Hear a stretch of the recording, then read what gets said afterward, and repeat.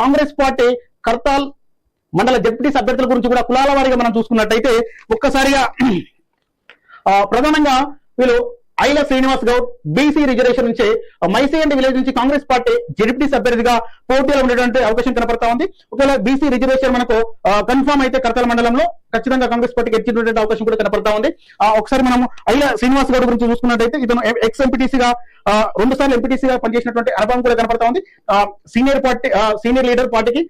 తర్వాత ST reservation చూసుకున్నట్టయితే నేనావతో బేకే నాయక్ ఒక్కసారి ఇతను మనకు గతంలో కూడా జడ్పీటీసీగా పోటీ చేసి దశరథ్ నాయక్ చేతిలో ఓడిపోవడం కూడా జరిగింది.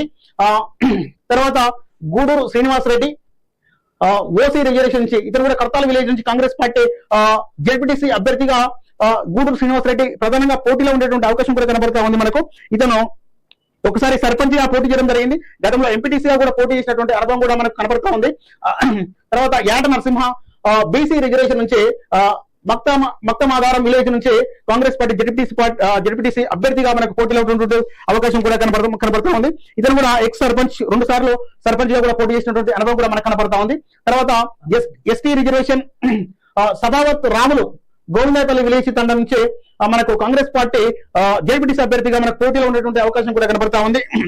ఈ సదావత్ రాములు కూడా ఒకసారి సర్పంచ్ గా పనిచేసినటువంటి అవకాశం కూడా మనకు అనుభవం కూడా కనబడతా ఉంది. తర్వాత పాలకూర్ల రవికాంత్ బీసీ రిజర్వేషన్ నుంచి కాంగ్రెస్ పార్టీ జడ్పీటీసీ అభ్యర్థిగా ఎక్కువైపల్లి విలేజ్ నుంచి మనకు పోటీలో ఉండేటువంటి కూడా అవకాశం కూడా కనబడతా ఉంది. ఇతను రాష్ట్ర స్థాయి యూత్ లీడర్ గా పనిచేసినటువంటి అనుభవం కూడా కనబడతా ఉంది. అదేవిధంగా అంతేకాకుండా ఇతను వీళ్ళ ఫాదర్ కూడా ఎక్స్ ఎంపీపీగా కూడా పనిచేసినటువంటి అనుభవం కూడా ఉంది. సో వీళ్ళు కూడా ప్రధానంగా పోటీలో ఉండేటువంటి అవకాశం కూడా కనబడతా ఉంది. తర్వాత ఎస్టీ నుంచి వాంగ్రావత్ హనుమాన్ నాయక్ కాంగ్రెస్ పార్టీ జడ్పీటీసీ అభ్యర్థిగా పోటీలో ఉండేటువంటి అవకాశం కూడా మనకు కనపడతా ఉంది. ఒకసారి తర్వాత Pothuganti Shankar Anvasapalli village SC reservation నుంచి కాంగ్రెస్ పార్టీ జడ్పీటీసీ అభ్యర్థిగా ఎస్సీ రిజర్వేషన్స్ పోటీలో ఉండేటువంటి కూడా కనపడతా ఉంది. ఇతను కూడా మనకు గతంలో సర్పంచ్ గా పోటీ చేసినటువంటి అనుభవం కూడా ఇతనికి ఉన్నది. తర్వాత చేగూరు వెంకటేష్ కర్తాల్ విలేజ్ నుంచి బీసీ రిజర్వేషన్ వస్తాయి కాంగ్రెస్ పార్టీ అభ్యర్థిగా జడ్పీటీసీ అభ్యర్థిగా మనకు పోటీలో ఉండేటువంటి కూడా మనకు అనుభవం ఉంది. తర్వాత ఇతను కూడా గతంలో సర్పంచ్ గా పోటీ చేసినటువంటి అనుభవం కూడా చేగూరు వెంకటేష్ ఉంది.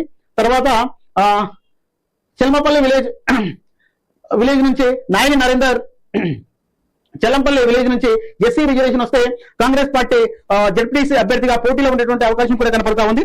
ఇతను కూడా ఒకసారి కాంగ్రెస్ పార్టీకి చాలా లాయల్ గా పనిచేసినటువంటి వ్యక్తి, సీనియర్ లీడర్.